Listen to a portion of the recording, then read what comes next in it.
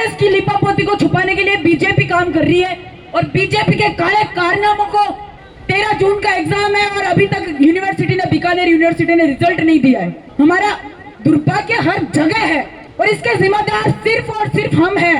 300 की भर्ती सिवाय लॉलीपॉप के कुछ भी नहीं है और इस चीज को अच्छे से समझ लेना कि अगर 859 की भर्ती बिक के इतनी बुरी तरह पानी में बही जा सकती है तो 300 का तो कोई सवाल ही पैदा नहीं होता, वो ऑलरेडी बिक चुकी है। भारत माता की, भारत माता की, इंकलाब, इंकलाब, हनुमान बेनीवाल, हनुमान बेनीवाल, एसआई भर्ती रद्द करो, भजन लाल सरकार होश में आओ, होश में आकर अब तो काम करो, काम करो। आज की जो कैबिनेट थी, सब कैबिनेट, उसके अंदर ये तो स्पष्ट हो गया कि अब सरकार के हाथ में कुछ नहीं है, करना ही नहीं चाहती है सरकार। दूसरी बात यह है कि जो 25 तारीख की अपनी रैली है उसके लिए मैं मेरे हर एक भाई, हर बहन को, हर माँ बाप को यही कहना चाहूंगी कि अपने बच्चों को आने दें और उन बच्चों को भी कहना चाहूंगी कि अगर जो अब आप नहीं सोच पाए ना तो आप जैसे, आप इस भजनलाल सरकार के अंदर आप कलंक हो एक तरीके से, क्योंकि आप अपने भविष्य के खुद गला घोटने वाले किरदार में शामिल हो।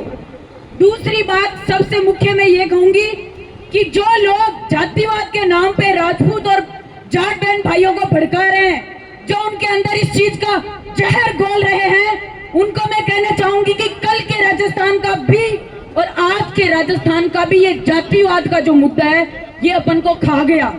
हिस्ट्री, कोई भी बच्चा, एक ऐसा कोई एस्पिरेंट, सच्चा एस्पिरेंट नहीं है जो हिस्ट्री से मतलब वाकिफ नहीं हो। सब जानते हैं, हर एक उस राजा के, हर एक उस महाराणा सांगार, महाराणा कुंभा, महाराणा प्रताप, सबके, राणा हम्बीर, पृथ्वीराज चौहान, हर एक लड़ाके के पीछे ये भेदी थे। इन घर के भेदियों ने हमारी सारी राजस्थान की इतिहास के अंदर कलंकित करने वाली चीजें उठाई है और उनको खत्म करने का काम भी इन्होंने किया। तो मैं उन हर एक बहन भाइयों से यही कहना चाहूंगी कि इस चीज से ऊपर उठे और इस चीज का तथ्य जाने कि इसके पीछे है कौन आखिर। ये और कोई नहीं है, ये हनुमान जी को काटने वाले कायर है जो इस चीज का इस्तेमाल कर रहे हैं, सिवाय और कुछ भी नहीं। क्योंकि ये लड़ाई, आज जो लड़ाई चल रही है वो एक वैकेंसी के ऊपर नहीं टिकी है। आरपीएससी की पारदर्शिता पूरी तरह भंग हो चुकी है। इस चीज से हर एक स्टूडेंट वाकिफ है। डबल एजी से लेके एसओजी से लेके कैबिनेट से लेके हाई कोर्ट तक ये चीज चली गई है कि हाई कोर्ट ने भी, अगर संवैधानिक ये प्रावधान है कि अगर सुप्रीम कोर्ट किसी भी केस को अटैच करती है, उसका तात्पर्य ये होता है कि वो एकदम निरर्थक है जो ये लोग कर रहे हैं कि इसके अंदर इसको कैंसिल नहीं कर रहे, क्योंकि 2016 की भर्ती थी पश्चिम बंगाल वाली जो कैंसिल हुई है। दूसरी बात, इसके अंदर जो कह रहे हैं ना कि धरने के ऊपर स्टूडेंट यूनियन नहीं है, उसका कारण भी स्टूडेंट यूनियन ही है। और मैं धन्यवाद करूंगी यहाँ पे तमाम जो भी उपस्थित लोग हैं, उनका आदर पूर्वक, सम्मान पूर्वक बहुत बहुत धन्यवाद करूंगी कि आज हमारे लिए ये यहाँ पे आए हैं और 25 तारीख को इसका जवाब दिया जाएगा कि यहाँ पे ये जो भीड़ है ना ये दुगनी चौगुनी कैसे होगी। और भजनलाल सरकार कतई इस चीज से वाकिफ है, कतई मतलब इस चीज से परे नहीं है कि 25 तारीख को होने वाला क्या है आखिर। क्योंकि आज का जो उनका जवाब था ना, लिपापोती करके वो की वो ही बात आज रखी है। माननीय हाई कोर्ट के पास में 26 तारीख है, लेकिन हमारे पास 25 तारीख है। हर एक युवा से, हर एक भाई बहन से, लाइब्रेरीज में जो बैठे हैं, मैं उनसे यही कहूंगी कि अगर जिंदगी में अन्याय के खिलाफ खड़े नहीं हुए ना, आज मैं यहाँ पे एस्पिरेंट भी नहीं होती ना, फिर भी मैं यहाँ उपस्थित होती। मेरी बहनों को भी मैं यही कहूंगी कि आवाज उठाने के लिए किसी मंच की आवश्यकता नहीं है। आज अगर ये लड़ाका खड़ा है तो ये राजनेता बन के नहीं खड़ा है। मैं बार बार ये चीज बोल रही हूँ, क्योंकि मैं कोई आरएलपी से नाता ही नहीं रखती। हमारे अजमेर से जो भी पार्टी है, जो सबको पता है अजमेर से क्या है क्या नहीं है। आज कांग्रेस की लिपापोती को छुपाने के लिए बीजेपी काम कर रही है और बीजेपी के काले कारनामों को हमारा दुर्भाग्य है। राजस्थान की विडंबना है कि प्रतिपक्ष में ताकत नहीं है। नेता प्रतिपक्ष अपने कारनामों को छुपाने के लिए बीजेपी का साथ दे रहे। इस चीज को स्टूडेंट यूनियन पहचान ही नहीं पा रही है कि क्यों है इतना द्वेष किसके प्रति यार। क्यों किसी को काटने के लिए आप सच्चाई का साथ नहीं दे रहे? कोई किसी स्टूडेंट को काटना चाह रहा है, कोई किसी कार्यकर्ता को काटना चाह रहा है। अगर आरएलपी के कार्यकर्ता यहाँ उपस्थित नहीं होना तो आपका न्याय का जो बेड़ा है ना वो कभी नहीं चल पाए। हनुमान जी यहाँ पे बैठे थे तब ये सोच के थोड़ी बैठे थे कि उनको अपनी पार्टी का झंडा ऊपर करना है, वो पहले से ही ऊपर है। उसको नीचा करने की ताकत नहीं है किसी में, और ना ही ऐसा ही भर्ती का मुद्दा इसका मोहताज है। जीवन में संघर्ष के साथ खड़े होने वाला एक इंसान है, इसका इतिहास है, इसको पढ़ो तो सही। कोई इनके दीवाने, कोई इनके फैन ऐसे ही थोड़ी होते हैं। यहाँ पे पिछले करीबन 1 महीना होने को आया है, ऐसा कोई मुद्दा नहीं बचा जिसके ऊपर इन्होंने किसी की सहायता नहीं करी। ईमानदारी से बता रही हूँ, यहाँ पे स्टूडेंट आए थे परसों के दिन मेडिकल लाइन से, उनका 13 जून को एग्जाम है, 13 जून का एग्जाम है और अभी तक यूनिवर्सिटी ने, बीकानेर यूनिवर्सिटी ने रिजल्ट नहीं दिया है।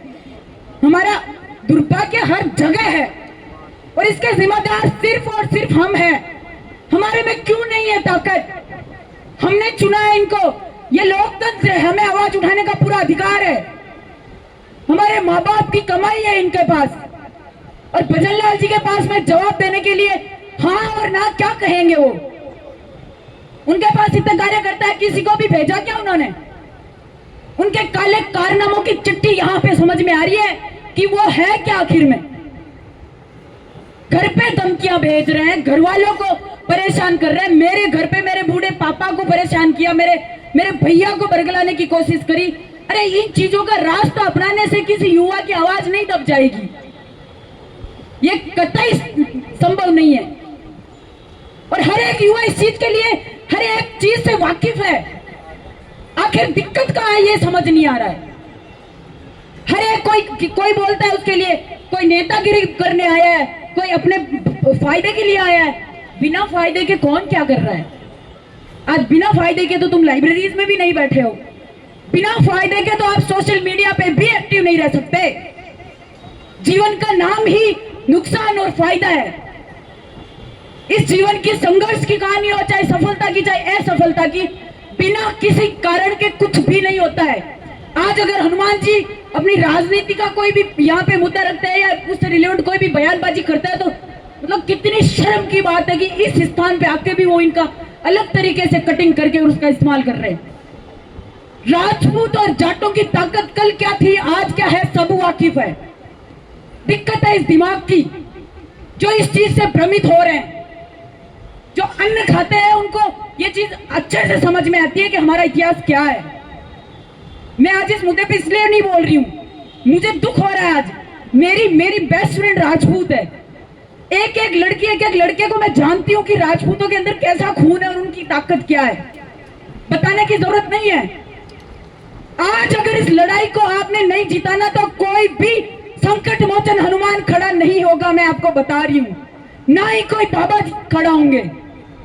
किरोड़ी जी खड़े हुए हैं, आज उनके साथ में ये जो चीज शुरू करी गई थी, आज उसको ताकत देके अगर यूनियन को जोड़ना चाह रहे हैं तो क्यों? बात कि आज जो कैबिनेट बैठी थी, सब कमेटी बैठी थी, उसके अंदर जो उन्होंने चीज बोली है उसके अंदर सेम चीज है, उसके पीछे कोई तथ्य नहीं है। हाईकोर्ट के पास जाएगा फैसला, हाईकोर्ट के पास में ये मुहिम जाएगी और हाईकोर्ट इसका डिसीजन लेगा। लेकिन आज पेपर लीक जो माफिया है, आज उनको बचाने के लिए कर रहे हैं या उनको आगे बढ़ाने के लिए कर रहे हैं, क्योंकि आज जो पेपर लीक की घटना नहीं दबी ना तो कल ये कंटिन्यू चलती रहेगी। इसको रोकने के लिए कोई भी उपाय नहीं कर पाओगे आप। नॉर्मलाइजेशन का मुद्दा बहुत गंभीर मुद्दा है। आरपीएससी के अंदर जो चीज सामने आई है, आरपीएससी के अंदर रैंक कम करने से, रैंक बदलने से फर्जीवाड़े को कम नहीं किया जा सकता। पद्मा चौधरी की जो रैंक थी उसको कम करके सिर्फ और सिर्फ लॉलीपॉप दिए इन्होंने। उसके ऊपर पूरी कार्यवाही की जाए ना तब समझ में आएगा कि ये चीज है क्या आखिर। कार्यवाहक आज तक कितने दिन हो गए संजय श्रोत्रिय जी के हटने के बाद में, कार्यवाहक जो मीणा जी इनको बिठाया हुआ है, उसके बाद भी जो आरपीएससी के सदस्य कैंडिडेट है उनके अंदर भी कोई बदलाव नहीं है, उनकी भी कोई जांच नहीं हो रही है। किसी की भी पुख्ता ऐसी जांच नहीं है जिसके बारे में ये अच्छा स्टेटमेंट दे सके कि हमने ये किया है। कितने कैंडिडेट पकड़े गए, एक भी ऐसा कैंडिडेट टॉप 50 के अंदर एसआई के अंदर कैंडिडेट है। फर्स्ट रैंक होल्डर अगर इसके अंदर है तो आप अनुमान लगा सकते हैं कि जो धुरंधर, जो ईमानदारी से लगे हुए, उनकी रैंक कहां पहुंच गई इनकी वजह से। इसमें कतई दो राय नहीं है कि स्टूडेंट के साथ में क्या हुआ है क्या नहीं हुआ है। एक एक भर्ती के अंदर 17 भर्तियों में फर्जीवाड़ा होना महज इत्तेफाक नहीं हो सकता। पूरी सोची समझी साजिश है। आज इस पार्टी पक्ष को खत्म करो और बीजेपी से बाहर निकलो, कांग्रेस से बाहर निकलो और अपने हकों के लिए उतरो, ताकि कल को इस चीज का पछतावा ना रहे कि कल हम बोलते तो आज हमारा और हमारे बच्चों का भविष्य सुरक्षित होता। हर माँ बाप को यहाँ पे आना है। अब ये लड़ाई सिर्फ और सिर्फ एक स्टूडेंट यूनियन की पर्टिकुलर नहीं रही है। मैं आप सबसे यही निवेदन करती हूँ जो सुन रहे हैं कि आप अपने साथ जितनी ताकत ला सके 25 तारीख को ये प्रूव कर दे, क्योंकि राजस्थान का दुर्भाग्य इतना ही है कि इसमें फूट डालने का काम ऐसे कायर लोग करते हैं और उस चीज के ऊपर अपन सोचते रह जाते हैं कि आखिर मुद्दा कहां से शुरू हुआ था और कहां पर पहुंच गया। ऐसा ही भर्ती रद्द करवानी है, होगी है रद्द।